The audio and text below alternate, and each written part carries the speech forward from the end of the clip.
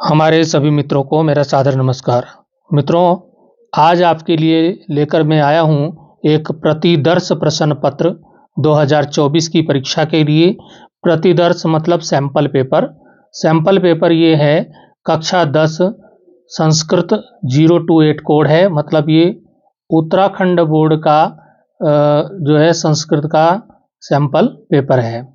तो अब यहाँ पर हम देखेंगे इस सैंपल पेपर को किस प्रकार से हम हल कर सकते हैं, क्योंकि उत्तराखंड बोर्ड की जो परीक्षाएं हैं वो शुरू होने जा रही हैं और हम बोर्ड में किस प्रकार से 2024 में किस प्रकार से प्रश्न पत्र को हल कर सकते हैं।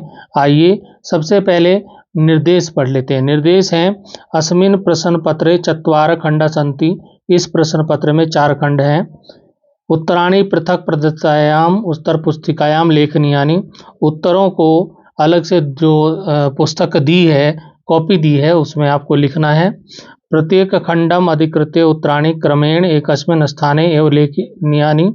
प्रत्येक खंड के जो प्रश्नों के उत्तर हैं वो एक ही स्थान पर लिखने हैं। पहले एक खंड के करने हैं, फिर क्रम से दूसरे खंड के करने हैं। तो जब एक खंड के प्रश्न उत्तर कर रहे हैं तो एक ही खंड के पूरे करने हैं। प्रश्न पत्रे उत्तराणि ला लेखनीयानि। प्रश्न पत्र पर उत्तर नहीं लिखने हैं। जो आपका प्रश्न पत्र है उस पर उत्तर नहीं लिखने हैं, कॉपी में ही लिखने हैं। प्रश्न संख्या प्रश्न पत्रानुसारम अवश्यमेव लेखनीया। प्रश्न संख्या प्रश्न पत्र के अनुसार ही आपको लिखनी है और खंड संख्या भी लिखनिया, खंड संख्या भी लिखनी है। तो ये तो थे निर्देश। अब आते हैं पेपर पर कि पेपर को कैसे करना है। सबसे पहले आएगा आपके पास खंड का। तो खंड का के प्रश्न आपको करने हैं। खंड का अपठितांश अवबोधनम। अपठितांश मतलब ये आपकी पुस्तक से नहीं होगा, अपठित होगा, जो आपका पढ़ा हुआ नहीं है वो यहाँ पर पेपर में दिया होगा। एक गद्यांश दिया होगा, उस गद्यांश को पढ़ना है, अनुच्छेद को पढ़ना है। प्रश्न है अधोलिखितान अनुच्छेदान पठित्वा प्रश्नानाम उत्तराणि लिखत। नीचे जो अनुच्छेद है उसको पढ़ना है और उसके नीचे दिए गए प्रश्नों के उत्तर आपको देने हैं।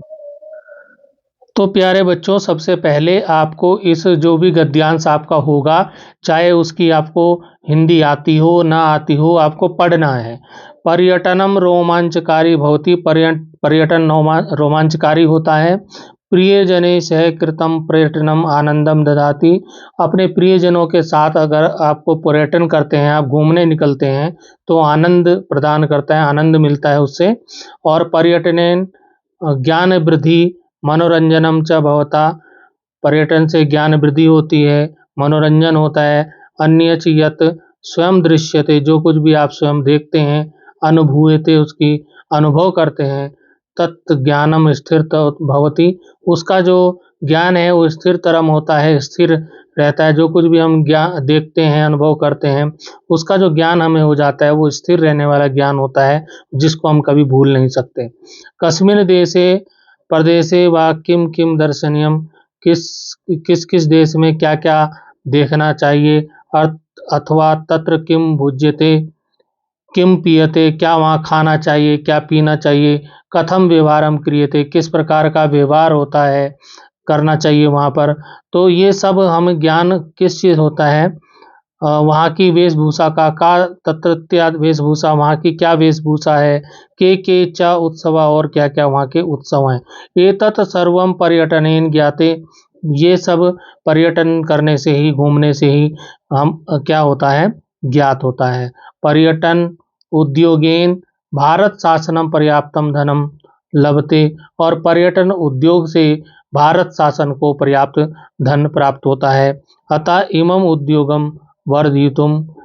अतः इस उद्योग को बढ़ाने के लिए शासनम यत्नशीलम अस्ति। शासन यत्नशील है।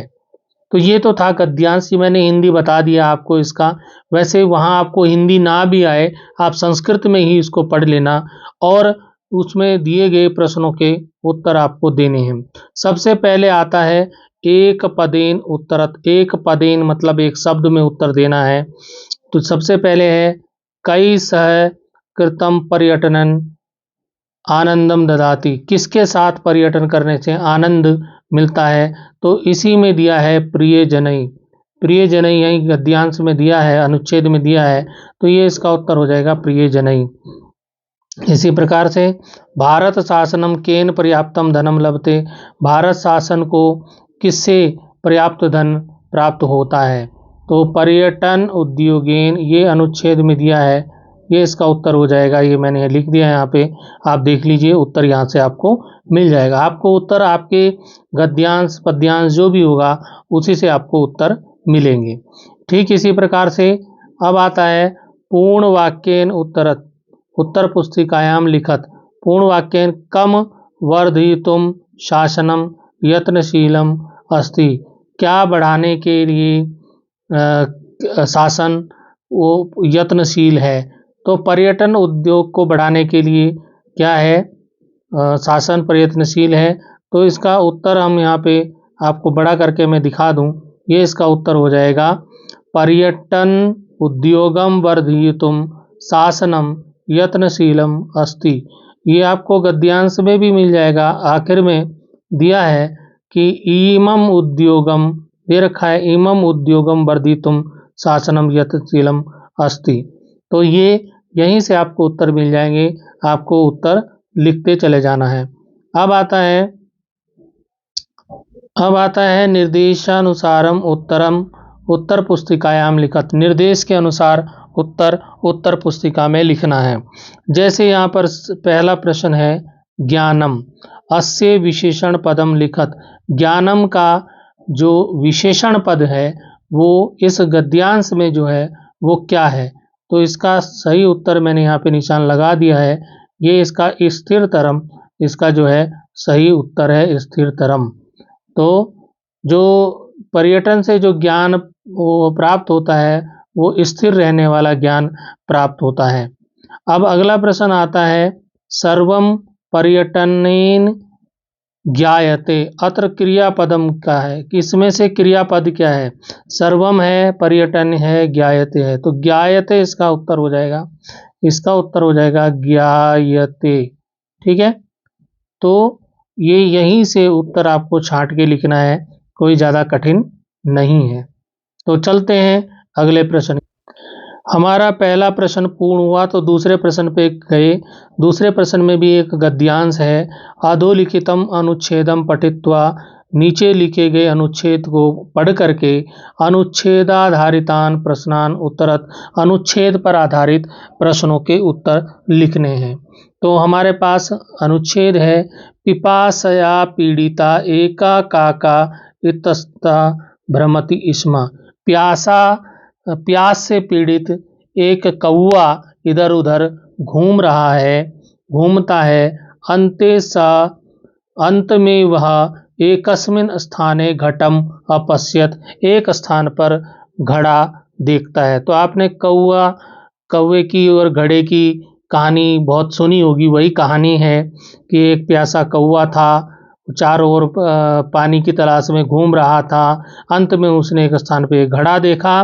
घटम दृष्टवा स प्रसन्ना भूत्वा तस्य समीपे गतवान, घड़े को देख करके वो प्रसन्न हुआ और उसके समीप गया। परम घट स्थितम जलम अति न्यूना आसीत, परंतु घड़े में जो पानी था वो बहुत कम था, बहुत न्यून था। अतः सा जलम पातुम समर्थना बहुत, इसलिए वो जल प्राप्त करने में समर्थ नहीं हुआ।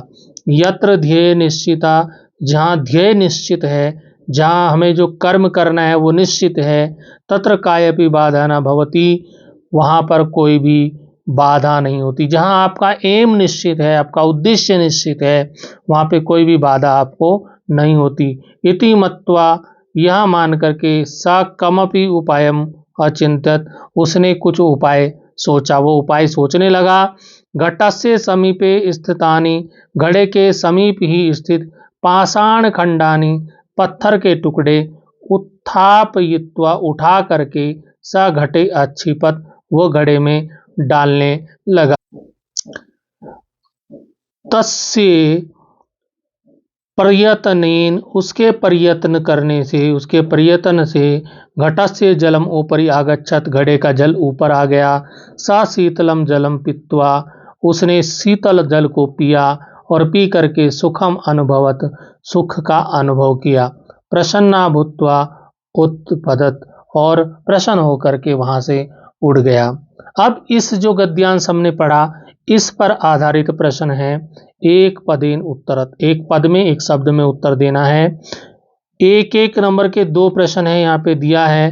तो पहला जो प्रश्न है, कया पीड़ित का कहा इतस्ता अभ्रमत, किस चीज से पीड़ित था वो कौवा, इधर उधर जो कौवा घूम रहा था वो किस चीज से पीड़ित था, वो प्यास से पीड़ित था। पिपासया, प्यास से पीड़ित था। ये आपको गद्यांश में अनुच्छेद में ही आपको मिल जाएगा, शब्द शुरू में ही है, प्रारंभ में ही है। अब आपको अगला प्रश्न है, स किम पातुम समर्थना अभवत, वो क्या पाने में समर्थ नहीं हो रहा था, जल पाने में समर्थ नहीं हो रहा था क्योंकि घड़े में जल नीचे था। तो इसका उत्तर हो जाएगा जलम, ये पिपासया। अब आता है पूर्ण वाक्य उत्तरत, पूरे वाक्य में उत्तर देना है, प्रश्न का पूरे वाक्य में उत्तर देना है। प्रश्न है, काका केन कारणेन घटस्य जलम पातुम समर्थना भवत, कौआ किस कारण से घड़े के जल को पाने में समर्थ नहीं हुआ, किस कारण से नहीं हुआ। तो देखिए उत्तर इसी अनुच्छेद में इसका उत्तर आपको मिल जाएगा। यहाँ से है, घट स्थितम जलम अति न्यूना आसीत, घड़े में स्थित जल बहुत कम था, अतः स जलम पातुम समर्थना अभवत, इसलिए वो जल प्राप्त करने में समर्थ नहीं हुआ।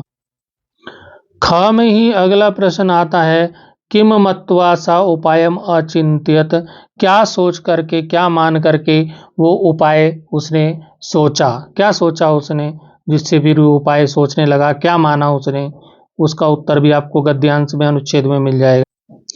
इसका उत्तर आपके सामने है, यत्र ध्येयम निश्चितः तत्र कायपि बाधा न भवति इति मत्वा सा कमपि उपायम अचिंतत। तो यहाँ से लेकर के और यहाँ तक इसका उत्तर हो जाएगा, यही अनुच्छेद में ही आपको इसका उत्तर भी मिल गया। अगला प्रश्न हमारे सम्मुख है, प्रश्न है यथा निर्देशम उत्तरत, जैसा निर्देश दिया गया है वैसे उत्तर देना है। अनभवत, जो अनभवत शब्द है, इति पदे का उपसर्गा अस्ति, इसमें उपसर्ग क्या है, तो उपसर्ग शुरू में लगता है, तो इसका जो उपसर्ग है वो है अनु, आपको दिखाई दे रहा होगा, अनु इसका उत्तर है। अनु, अनु आप समझ रहे हो, अनु, अनु इसका उत्तर हो जाएगा। ठीक है। अब आता है प्रश्न, पातुम इत्यर्थ का प्रत्यय, इसमें प्रत्यय क्या है, उसमें उस उपसर्ग पूछा था, यहाँ प्रत्यय पूछा है। तो इसका जो प्रत्यय है वो है तुमुन प्रत्यय है, यहाँ पे आपको दिखाई दे रहा तुमुन प्रत्यय इसमें है। अब आता है गद्यांश का शीर्षक, ये बहुत महत्वपूर्ण प्रश्न आता है, पेपर में जरूर आता है दूसरे वाले गद्यांश में। अस्य गद्यांश से उपयुक्तम शीर्षकम लिखत, इस गद्यांश का उपयुक्त शीर्षक लिखिए। तो इस गद्यांश का उपयुक्त शीर्षक है परिश्रमस्य फलम, यानी कि परिश्रम का फल, जो कौवे ने प्राप्त किया, कौवे ने परिश्रम किया और फल प्राप्त किया जल के रूप में, तो इसका जो शीर्षक है वो परिश्रमस्य फलम हो जाएगा। मित्रों अब आता है खंड खा, रचनात्मकम लेखनम। अब इसमें प्रश्न संख्या 3 आता है, स्वविद्यालय से वार्षिकोत्सव वर्णयन्तम मित्रं प्रति लिखिते अस्मिन् पत्रे उचित पदे रिक्त स्थानानि पूरयित्वा उत्तर पुस्तिकायां लिखत। अपने विद्यालय के वार्षिक उत्सव का वर्णन करते हुए मित्र के लिए एक पत्र लिखा गया है और इस पत्र में कुछ खाली स्थान है, रिक्त स्थान है, उन रिक्त स्थानों की पूर्ति करके उत्तर पुस्तिका में हमें पत्र को पूरित करके लिखना है। और पत्र में जो खाली स्थान है उनमें शब्द दिए हैं, मंजूषा के शब्द दिए हैं, इन शब्दों को भरना है। वार्षिकोत्सव, अध्यक्ष, नमस्ते, छात्रा, कार्यक्रम, राकेशा, पारितोषिकान और पत्रम, ये शब्द दिए हैं। ये 8 शब्द आपको 8 स्थानों में भरने हैं और 4 नंबर आपको इसके मिलेंगे परीक्षा में। कभी कभी 4 ही शब्द होते हैं, पिछले वर्ष 4 ही शब्द दिए हुए थे और इस बार सैंपल पेपर में 8 शब्द दिए हैं। तो मैं 8 शब्द वाला ये आपको पत्र पूरा करना बताता हूँ, किस प्रकार से पत्र को पूरा कर सकते हैं। पत्र की शुरुआत होती है परीक्षा भवनम से, और यहाँ पर जो भी तिथि होगी वो तिथि यहाँ पर अंकित होगी। और यहाँ पे प्रिय मित्र के लिए लिखा जाता है, तो मित्र का नाम इसमें यहाँ राकेश दिया है, तो यहाँ राकेश शाह, शुरू में प्रिय राकेश शाह आ गया है। फिर नमस्ते, मित्र को नमस्ते की जाती है, तो नमस्ते यहाँ से ले लिया है। फिर भवता पत्रम, आपका पत्र, पत्रम पत्रम, पत्रम यहाँ से लिया। पत्रम प्राप्तम, आपका पत्र प्राप्त हुआ है। अहम स्वविद्यालय से वार्षिक उत्सव वर्णयामि, एक मास पूर्वमेव सर्वे अध्यापका छात्रा यहाँ से आ गया। च कार्येषु व्यस्ता आसन, शिक्षा निदेशका कार्यक्रम से अध्यक्ष आसीत्, स कार्यक्रम से अति प्राशंसत, स योग्यभ्य छात्रेभ्य पारितोषिकान अयच्छत, भवता सुहृद। तो अब इसमें कार्यक्रम सुहृद नहीं था, तो सुहृद हमने यहाँ पे खुद भी लिख लिया है। तो इस प्रकार से पत्र पूरित। तो मित्रों, इस प्रकार से जो खाली स्थान है वहाँ पर दिए गए शब्दों को भर के आपने पत्र की पूर्ति करनी है। इसको आप परीक्षा में आसानी से कर सकते हैं। थोड़ा सा दिमाग लगा के काम करना होगा कि कहाँ पर कौन सा शब्द फिट होगा, और आप इसमें 4 अंक प्राप्त कर सकते हैं। प्रश्न संख्या 4 की ओर चलते हैं। जो चौथा प्रश्न है उसमें भी मंजूसा बोलते हैं पेटी को। पेटी, इस तरह की जो पेटी बनी होगी वहाँ पेपर में, उसको बोलेंगे मंजूसा। उसमें शब्द दिए होंगे, तो मंजूसात शब्द चयनम कृत्वा, मंजूसा से शब्द को चयन करके निम्नांकित संवादम पूरित्वा, निम्नांकित जो संवाद है उसको पूरा कीजिए।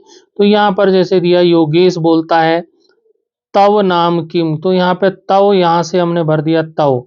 आप देख लीजिए कहाँ से हम शब्दों को भर रहे हैं। भावना मम नाम, ये से आ गया नाम, ये नाम यहाँ पे भर दिया है भावना। योगेश बोलता है भावना तुम किम करोसी, तुम क्या कर रही हो, करोसी यहाँ से आ गया। अब आता है भावना बोलती है योगेश अहम पठामी, तो ये आ गया अहम। तो इस प्रकार से इस प्रश्न में भी 4 शब्द दिए होंगे, और ये भी 4 नंबर का होगा। 4 शब्द दिए होंगे, 4 अंकों का ये प्रश्न है। तो आप 4 शब्द सही भर देंगे, या 3 शब्द होंगे, जो भी होंगे, तो 4 शब्द आप भरेंगे तो 4 अंक आपको मिलेंगे। जैसे कि यहाँ पे दिखाया भी है कि 4 अंक, एक शब्द का 1 गुणा 4 बराबर 4 दिया है, मतलब 1 अंक, एक सही भरोगे, एक शब्द सही भरोगे तो 1 अंक मिलेगा, 4 शब्द सही भरोगे तो 4 अंक आपको प्राप्त होंगे। तो यहाँ पर भी आपको थोड़ा सा दिमाग लगा करके, अपने रिलैक्स हो करके, शांति से आप शब्दों को भरोगे तो आप सही भरोगे, और सही आपको अंक प्राप्त होंगे। मित्रों, प्रश्न संख्या 5 में क्या आता है? प्रश्न संख्या 5 में आता है मम विद्यालय इति विषयम अधिकृत्य निम्नांकित शब्द सूचित शब्दान चित्वा चत्वारि वाक्यानि लिखत।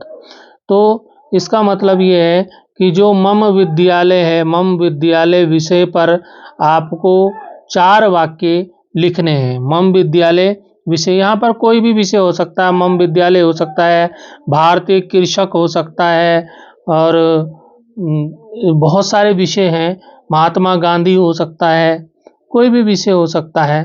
तो यहाँ पर आपको जो विषय दिया होगा उस विषय पर, यहाँ शब्द दिए होंगे, इन शब्दों की आप सहायता ले सकते हैं।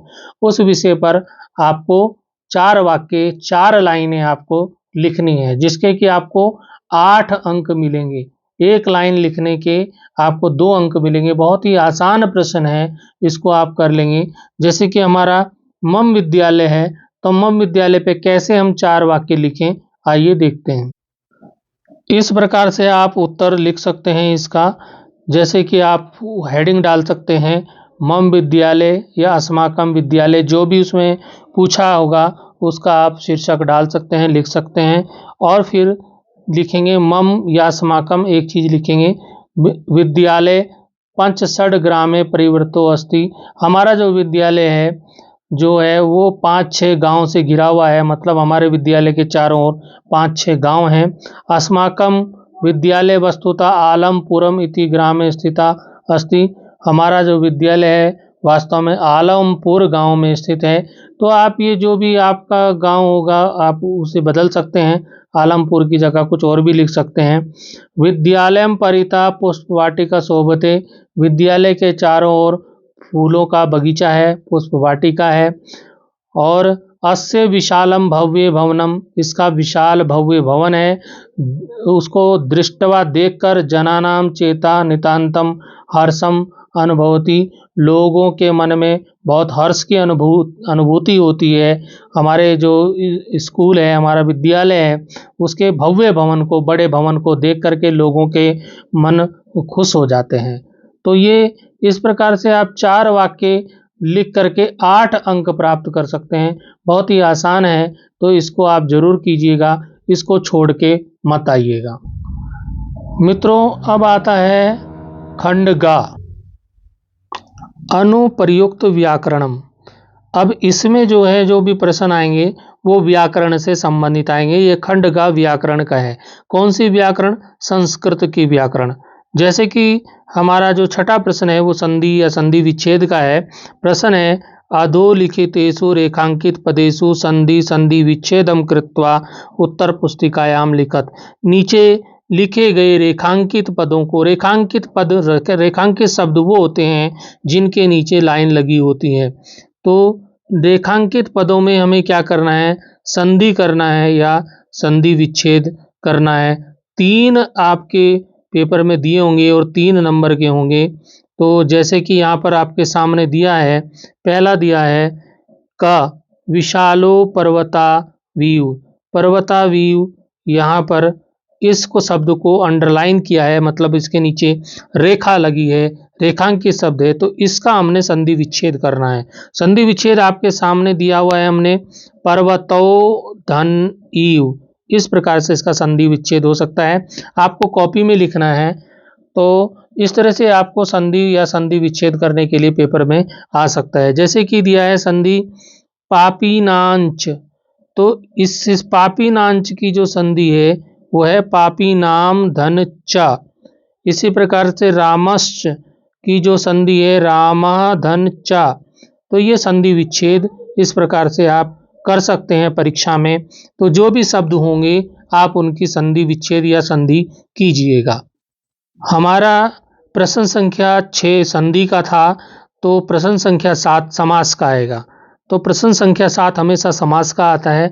ध्यान दीजिएगा, इसमें भी रेखांकित शब्दों में समास या समास विग्रह करना है। इसमें जैसे संधि में प्लस का निशान लगा देते हैं, यहाँ पर प्लस का निशान नहीं लगता, तो उसका समास विग्रह करना होता है या समास करना होता है। तो जैसे कि यहाँ पर ये शब्द है नील कमलम, नील कमलम का समास विग्रह करना है क्योंकि ये रेखांकित शब्द है। तो रेखांकित शब्द नील कमलम का हो जाएगा नीलम कमलम, नीलम कमलम, ये इसका समास विग्रह हो जाएगा। इसी प्रकार से अगला जो शब्द है हमारा वो है अष्टाध्यायी। वाक्य है गुरुकुले छात्रा अष्टाध्यायी स्मरन्ति। गुरुकुल में जो छात्र हैं वो अष्टाध्यायी का अध्ययन करते हैं, उसको स्मरण करते हैं, याद करते हैं। तो अष्टाध्यायी होता क्या है, इसका विग्रह करना है अष्टानाम अध्यायानाम समाहार ताम, मतलब 8 अध्यायों का जो समूह है वो अष्टानाम अध्यायों का जो समूह है उसको अष्टाध्यायी कहते हैं।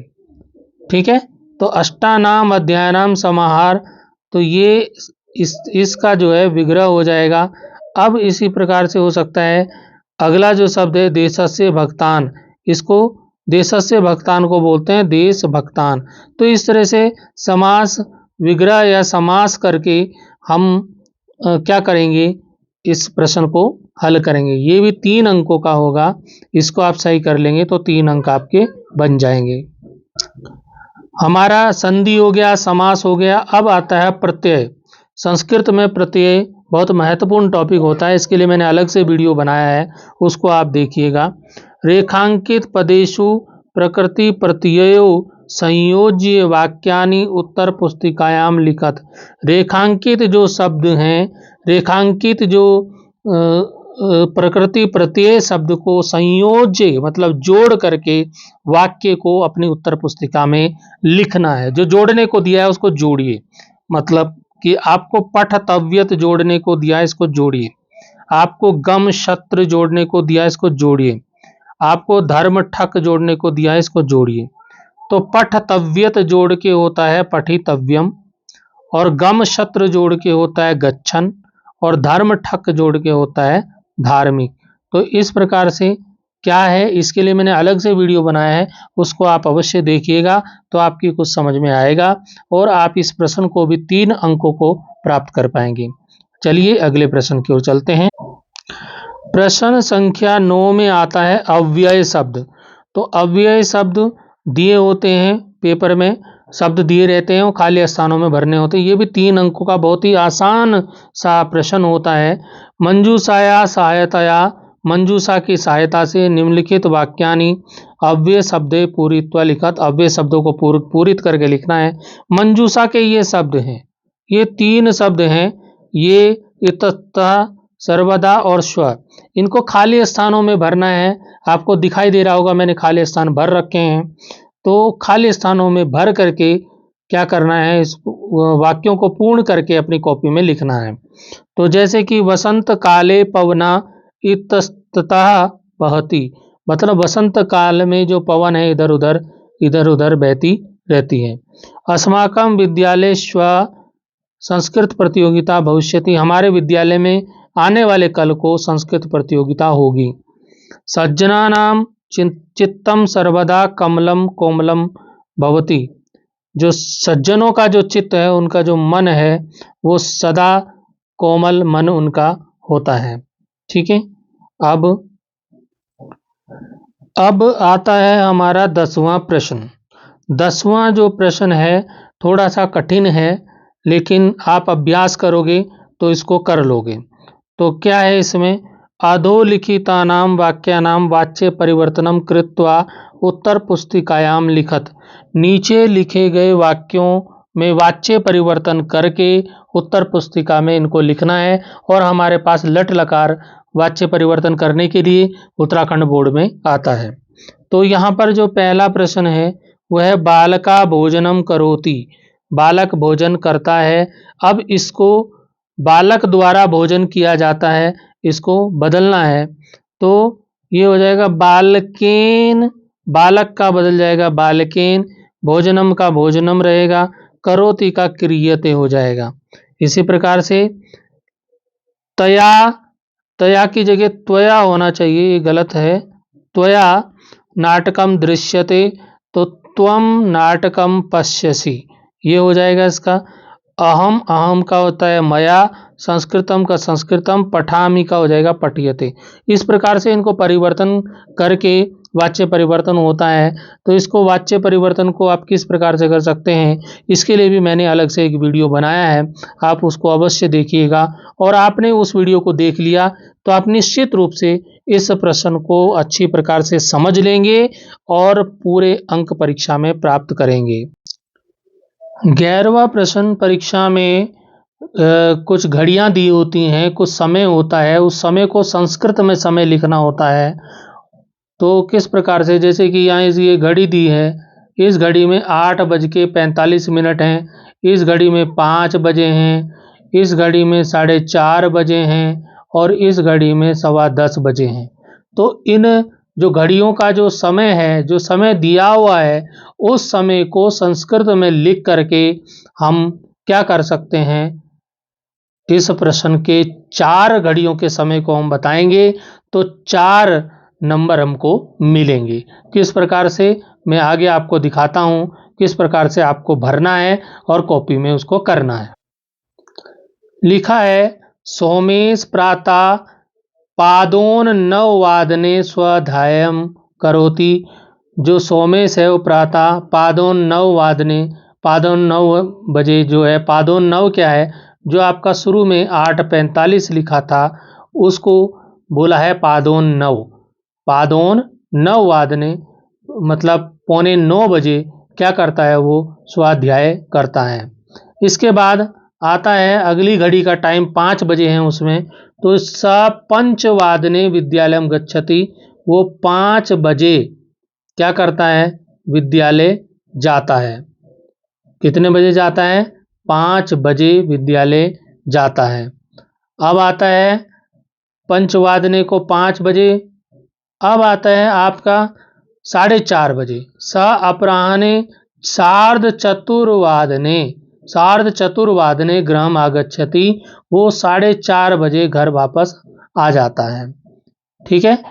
अब आता है सोमेश रात्रो सपाद 10 वादने, यानी कि 10:15 बजे, सपाद 10 बज के 15 मिनट पर क्या होता है, शयनम करोति, सोने जाता है। तो इस प्रकार से आपको समय लिखना।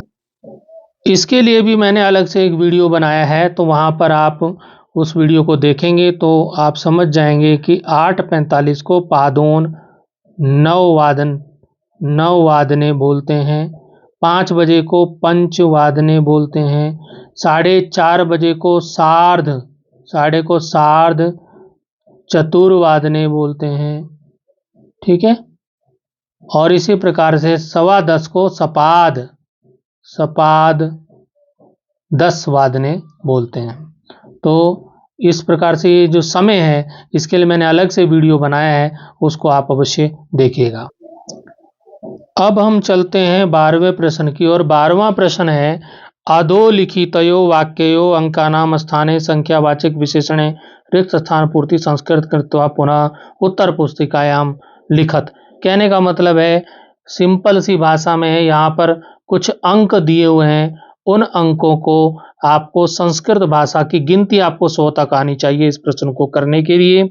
इस प्रश्न का उत्तर आप तभी कर पाएंगे जब आपको 100 तक संस्कृत की गिनती आती हो। इसके लिए भी मैंने वीडियो बनाया है, उसको भी आप अवश्य देखिएगा, तो आप आसानी से 100 तक की गिनती सीख जाएंगे। तो क्या है, मम ग्रामे 27 क्रीडका संति, तो 27 खिलाड़ी हैं मेरे गांव में, तो 27 को क्या बोलते हैं, सप्तविंशति बोलते हैं। सप्त मतलब 7, विंशति मतलब 20, 7 और 20 मतलब 27। इसी प्रकार से मम कक्षायाम 49, यानी कि 49 छात्रा संति, इस 49 को क्या बोलते हैं, नवचत्वारिंशत्, मेरे कक्षा में 49 छात्रा हैं, मतलब नवचत्वारिंशत् छात्र हैं। तो आप को 100 तक की अगर गिनती आएगी तो इन अंकों को आपको संस्कृत में लिखना आ जाएगा, और जब आपको संस्कृत में लिखना आ जाएगा तो आप इस प्रश्न में 2 अंक आसानी से प्राप्त कर लेंगे।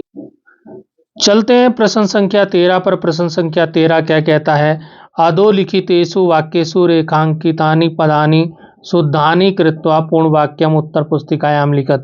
नीचे कुछ वाक्य हैं, उसमें कुछ रेखांकित शब्द हैं, उन शब्दों को सही करके आपको लिखना है।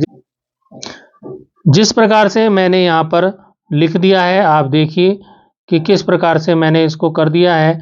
तो छात्रा हसता हो गया, छात्रा हसंती, मोहना राम मित्र मित्र, मोहना मम मित्रम अस्ति, और नेत्रस्य बिना सुखम न भवति, नेत्रम बिना सुखम न भवति। तो इनको जो है क्या है, व्याकरण की दृष्टि से शुद्ध करके इनको लिखना होता है।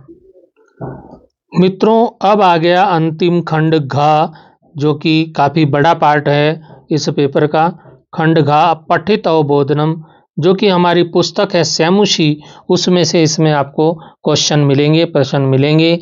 यहाँ पर भी आपको ये गद्यांश मिलेगा, पद्यांश मिलेगा, संवादगांश मिलेगा, तो सब कुछ आपको मिलने वाला है।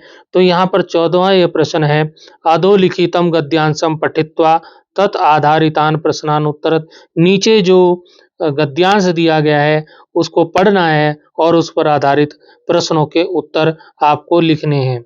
गद्यांश है, भो वासव पुत्रस्य दैन्यम दृष्ट्वा अहम रोदिमि, हे इंद्रदेव, हे देव, मैं अपने पुत्र की दीनता को देखकर, उसकी कमजोरी, उसकी दयनीय हालत को देख करके रो रही हूँ। सा दीन इति जाननपि, वह दीन है, कमजोर है, यह जानकर भी कृषका वृषभम बहुधा पीड़यति, किसान बैल को बहुत पीड़ा पहुंचा रहा है। सकृच्छेन भारम उन उधमवती, मतलब कि वो भार को नहीं ढो पा रहा है। इतरमिउ धूरम वोढुम स न शक्नोमि, और वो उस भार को नहीं ढो सकता है, उस हल को नहीं खींच सकता है। एतत् भवान पश्यति न, क्या वह नहीं देखता है। इति भद्रे नूनम सहस्राधिकेशी पुत्रे, तब इंद्रदेव कहते हैं सहस्राधिकेषु, हजारों से भी अधिक पुत्रेषु पुत्रों में सत्स्वसी तव अभिन्नेव एतादृशम वात्सल्यम कथम, इस बैल पर, इस पुत्र पर तुम्हें वात्सल्य क्यों हो रहा है नंदिनी।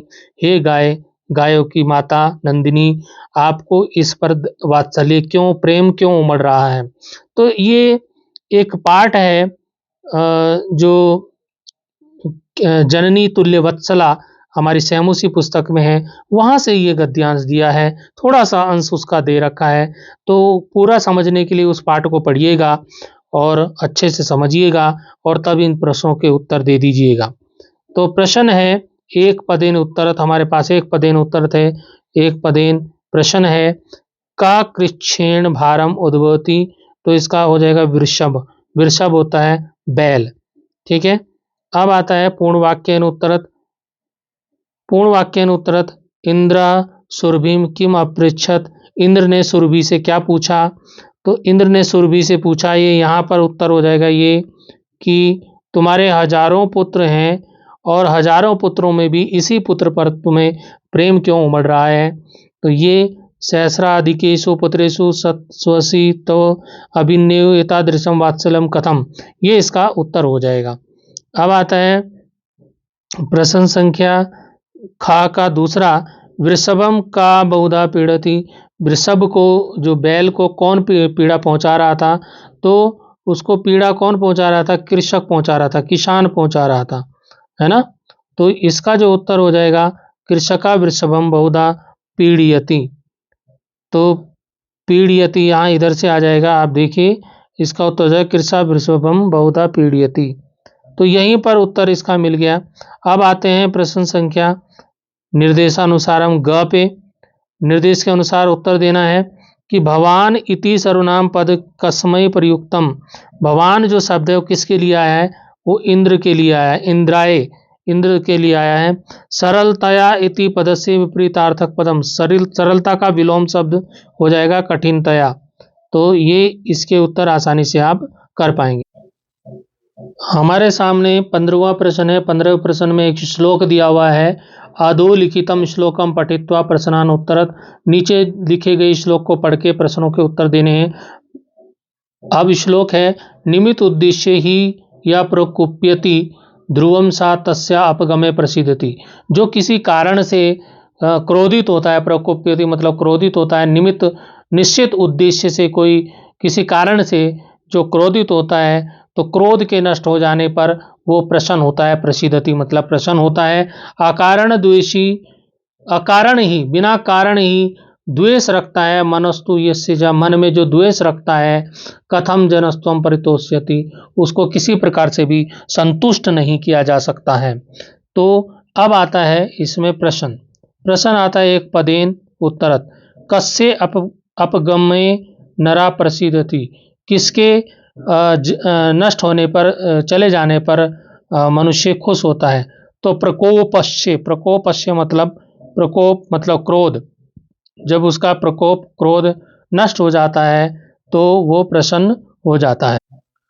अब आता है पूर्ण वाक्यन उत्तरत, पूरे वाक्य में उत्तर देना है।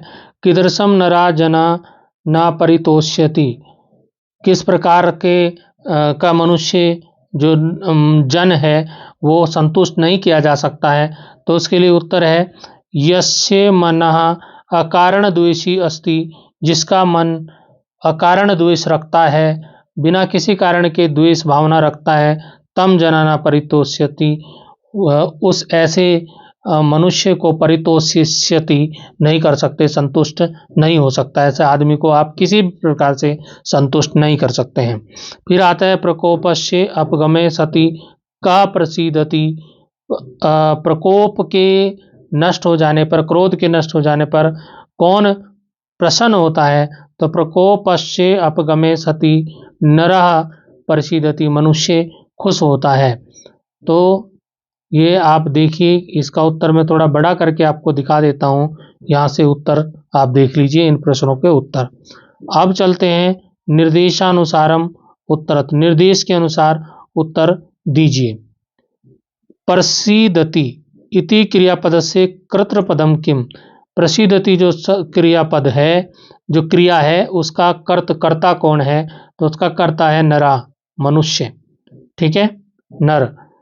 निश्चितम इत्यर्थे किम पदम प्रयुक्तम, निश्चितम के लिए कौन सा शब्द जो है यहाँ पर आया है इस श्लोक में? तो आ जाएगा निमित्तम, शुरू में ही दे रखा है निमित्तम उद्देश्य, तो निमित्तम इसका उत्तर हो जाएगा। वीडियो बहुत लंबा होता जा रहा है, थोड़ा शॉर्ट में चलने की कोशिश करते हैं। 16वां प्रश्न हमारे सम्मुख है। अधोलिखितम नाट्यांशम पठित्वा तदाधारित प्रश्नान उत्तरत, नीचे लिखे जो नाट्यांश है, नाटक का अंश है, उसको पढ़ करके उसके नीचे दिए गए प्रश्नों के उत्तर आपको देने हैं। तो ये एक पाठ है, राम जी इसमें आए हैं, लवकुश इसमें आए हैं। तो इसमें राम अपने मन में कह रहे हैं स्वगतम धिक मामे बभूतम सा तपस्विनी।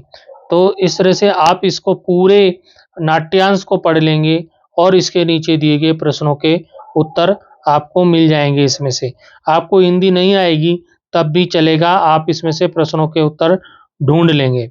जैसे कि पहला प्रश्न आता है कि एक पदेन उत्तरत, एक शब्द में उत्तर दीजिए। पहला प्रश्न आता है कस्या द्वे नामनी, किसके दो नाम हैं? तो दो नाम किसके हैं? जनन्या के हैं, जननी के हैं। जननी किसकी? लवकुश की। लवकुश की जननी कौन है? सीता। सीता जी के दो नाम हैं।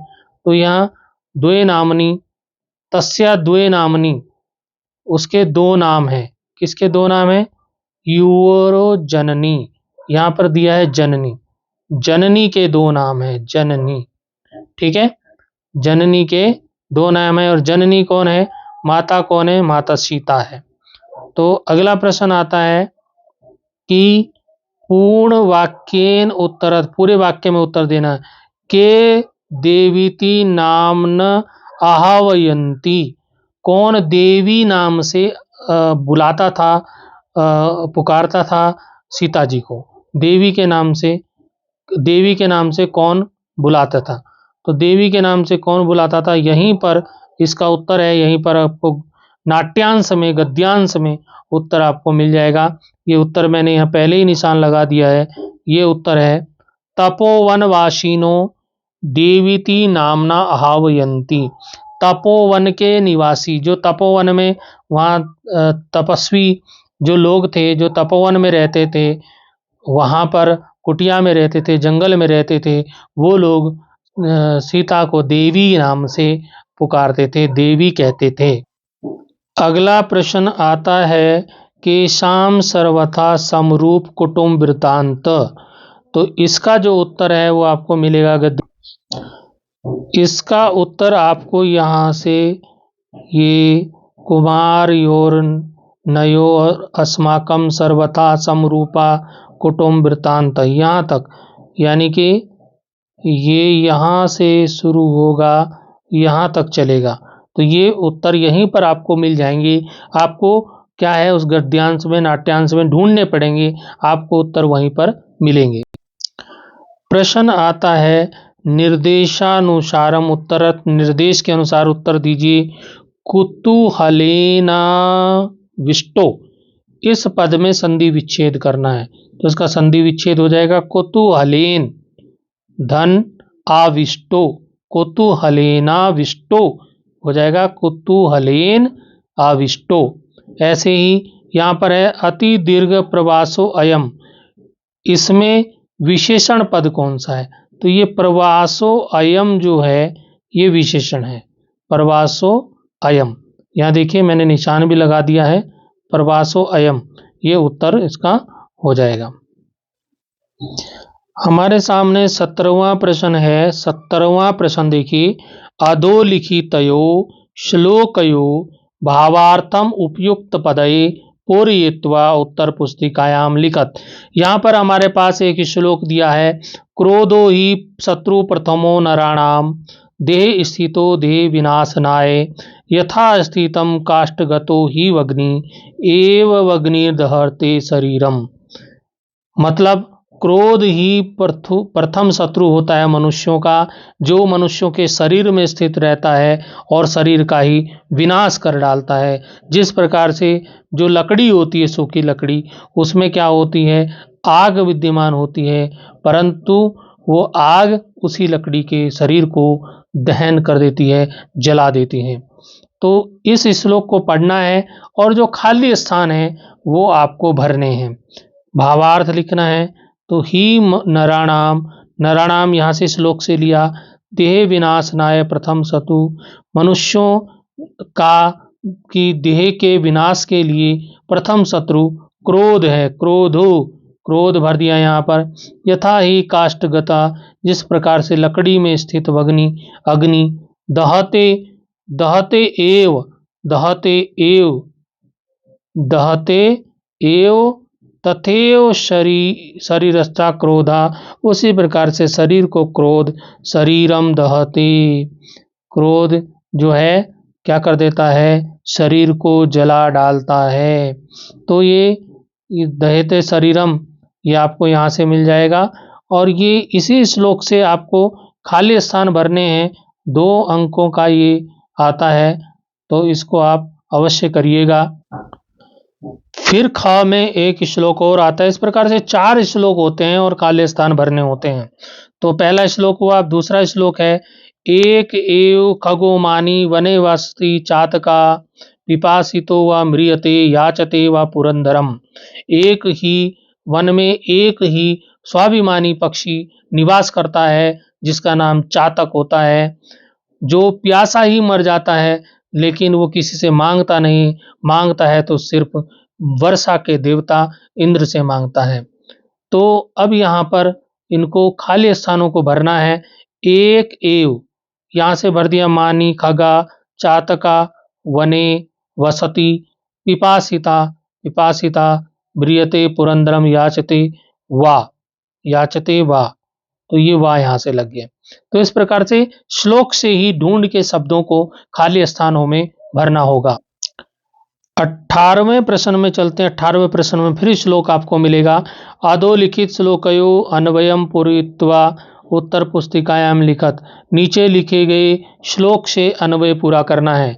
सेवितव्यो महावृक्षा फलच्छाया समन्विता, सेवा करनी चाहिए महावृक्ष की जो फल और छाया दोनों देता हो। ऐसे वृक्ष की सेवा करनी चाहिए जिसे फल और छाया मिलती हो। यदि देवात फलम नास्ति, यदि दुर्भाग्य से उस वृक्ष में फल नहीं मिले तो छाया के निवार्यते, तो छाया तो मिलेगी ही मिलेगी, छाया से कौन दूर कर सकता है आपको। तो ये श्लोक है। अब इसी श्लोक से कुछ खाली स्थानों में शब्द भरने हैं। फलच्छाया समन्विता महावृक्षा, तो महावृक्ष यहाँ से आ गया। देवात यदि फलम नास्ति छाया यहाँ से आ गया, तो नास्ति छाया केन निवार्यते। देख लीजिए, मैं जूम करके आपको दिखा देता हूँ। ये मैंने भर रखा है और श्लोक से भर रखा है, तो आप भी श्लोक से ही ढूंढ करके शब्दों को भरिएगा। अब आता है एक और श्लोक, दुष्कराण्यापि कर्माणि मति वैभवशालिना, मतलब दुष्कर कार्य भी, जो कठिन कार्य होते हैं, उन कर्मों को भी, उन कार्यों को भी जो बुद्धिमान लोग होते हैं वो हल कर देते हैं। नीति युक्तिम समालंबे लीलियो प्रकुर्वते, वो अपनी नीति युक्ति लगा करके किसी भी प्रकार से उस कार्य को पूरा कर देते हैं, अपनी लीला करके कुछ भी करके उसको पूरा करते हैं। तो ये श्लोक है, एक पाठ है बंकिम चंद्र चटर्जी का, उसमें से ये दिया गया है। तो आप देखिए, उसमें एक जज साहब हैं, वो किस प्रकार से वो अपना निर्णय देते हैं, किस प्रकार से चोर को पकड़ते हैं, तो उस पाठ में बताया गया है। तो यहाँ पर श्लोक है, इसको खाली स्थानों को भरना है, खाली स्थान को भरना है। मति वैभवशालिना दुष्कराण्यपि कर्माणि, यहाँ पे आ जाएगा कर्माणि। नीति युक्तिम समालंबे लीलियो प्रकुर्वते, ये आ जाएगा प्रकुर्वते। तो इस प्रकार से खाली स्थानों में शब्दों को भर करके हम इस प्रश्न को पूरा कर सकते हैं। प्रश्न संख्या 19 की ओर चलते हैं। प्रश्न 19 है, रेखांकित पदम आधृत्य प्रश्न निर्माणम कृत्वा उत्तर पुस्तिकायां लिखत। रेखांकित पद के पर आधार पर आपको प्रश्न का निर्माण करना है और उत्तर पुस्तिका में मतलब अपनी कॉपी में इस प्रश्न का उत्तर आपको लिखना है। तो यहाँ पर आप देखिए क्या है, उद्याने पक्षिणा कलरव चेता प्रसादयति। उद्यान में पक्षियों के कलरव से मन प्रसन्न होता है, मन खुश हो जाता है। तो अब इसका बनाना है प्रश्न, क्वेश्चन बनाना है इसका। तो क्वेश्चन किस प्रकार से बना सकते हैं, तो यहाँ पर मैंने कुछ शब्द दिए हैं आगे। तो ये जो केसाम शब्द है, ये केसाम पक्षिणाम की जगह पे लिखना है, इसको हटा देना है, यहाँ पर लिखना है केशाम। तो ये क्या हो जाएगा, उद्याने केशाम कलरवम चेता प्रसादेति, और अंत में प्रश्नवाचक चिन्ह लग जाएगा। तो ये बन जाएगा आपका प्रश्न निर्माण हो जाएगा। ऐसे ही यहाँ पर धेनुना है, धेनुना की जगह लिख देंगे कासाम। मैंने आगे शब्द लिखा है कासाम। माता सुरभि आसीत, प्रश्नवाचक चिन्ह लगा देंगे, किसकी माता सुरभि थी। तो इस प्रकार से अब तीसरे में क्या करेंगे, वानरा आत्मना, इस शब्द की जगह पे इसको हटा करके लिखेंगे कसमई, कसमई। ठीक है, तो यहाँ पर अंत में प्रश्नवाचक चिन्ह लगा देंगे। इसी प्रकार से अंतिम वाले में सुंडेन है, तो सुंडेन की को हटा करके केन लिख देंगे, और क्या हो जाएगा, गजा वन्य पशून तुदंतम केन पौथित्वा मारितु। इस प्रकार से आपको इसको पूरा करके अपनी कॉपी में लिखना है, ना कि पेपर पे। जैसे मैं कर रहा हूँ यहाँ पेपर पे, ऐसे आपको नहीं करना है, आपको कॉपी में ही करना है। 20वें प्रश्न में मित्रों कुछ वाक्य होंगे, घटनाक्रम के अनुसार उनको लगाना होता है।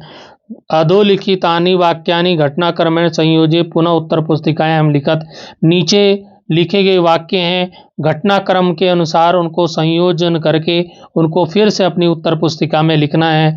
तो इसके लिए जो आपको पहले इनको पढ़ना होगा, कौन सा वाक्य पहले आएगा, हो सकता है ये पहले आ जाए, ये बाद में आए। तो इनको क्रम से लिखना है, कौन सा पहले आएगा कौन सा बाद में आएगा। सारे वाक्य यही लिखने हैं, इसमें कोई परिवर्तन नहीं करना, बस ऊपर नीचे कर रहे हैं। पहले कौन आएगा फिर कौन आएगा, कहानी को क्रम से लगाना है। पहले क्या घटना हुई, फिर क्या घटना हुई, फिर क्या घटना हुई, फिर क्या घटना हुई, फिर क्या घटना हुई। इस तरह से 6 वाक्य आपके पास हैं 3 नंबर के, आपको इनको करना है हल। वीडियो बहुत लंबा हो गया, अंतिम प्रश्न की ओर चलते हैं कि निम्नांकित शब्दानाम संस्कृतन वाक्यम प्रयोग कुरुत। निम्न जो 2 शब्द दिए होंगे आपको, 2 शब्दों को आपको क्या करना है, संस्कृत वाक्यों में प्रयोग करना है। जैसे कि यहाँ पर दे रखा इतस्ततः, तो मैंने लिख दिया वसंत काले पवना इतस्ततः वहति। बसंत काल में पवन इतस्ततः मतलब इधर उधर बहती है। ये पीछे पेपर में ही आया है, वहीं से मैंने लिख दिया है, आप भी इस प्रकार से लिख सकते हैं। मिलित्वा, इसका वाक्य प्रयोग करना, सर्वे मिलित्वा राष्ट्र निर्माण कुर्वन्ति, सभी मिल करके राष्ट्र का निर्माण करते हैं। तो मित्रों इस प्रकार से हमने जो एक सैंपल पेपर था कक्षा 10 उत्तराखंड बोर्ड संस्कृत का, उसको हमने हल करने का यहाँ पर प्रयास किया। मैं आपसे ये उम्मीद करता हूँ, आशा करता हूँ कि आप इस वीडियो को पूरा देखें और इसको हल करेंगे, और इस प्रकार से और भी पेपर आप हल करेंगे और परीक्षा में अच्छे से अच्छे नंबर लाने का प्रयास करेंगे। तो फिर मिलेंगे मित्रों अगले वीडियो में, अभी के लिए धन्यवाद।